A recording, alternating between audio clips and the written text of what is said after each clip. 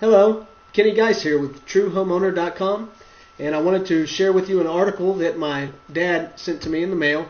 He's always cutting articles out, and he's got my back, so to speak. He's always bringing me great stuff, and I always love to bring it to you guys so I can share what he shares with me. I want to share it with you guys. So here it is. It's written by Wayne Stroman. He's a local broker here in town. He writes for the Chronicle, I guess, as a professional in the real estate industry.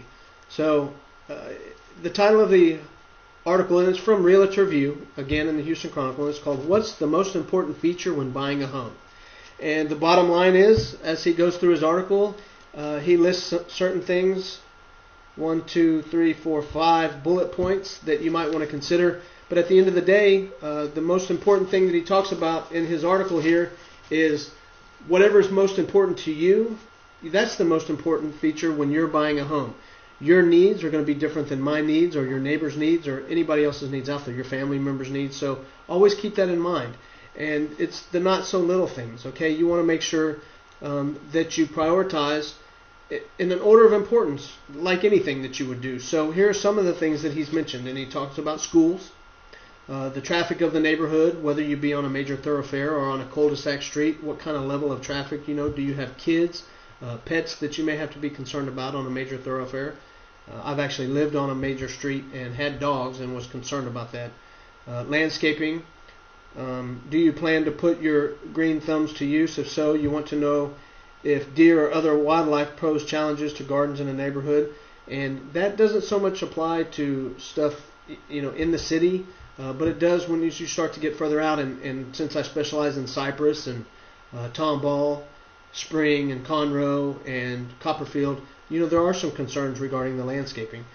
Predicting the future, looking at any new roads or developments, anything of that nature, and also giving you room to grow. If you're buying with the thought of, say, adding an office on, or adding an extra room, or adding another story, or including an in-ground pool, you want to have those things in mind to take a look at going into the future.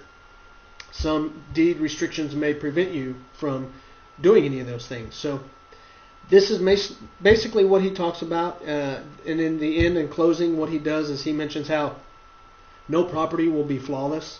You'll get an inspector in there and they're going to pick out the major things, and a lot of times, especially in resales, you will see a lot of stuff that the house isn't perfect. But keep in mind too, even when you have a new house built, there's still going to be stuff that isn't perfect.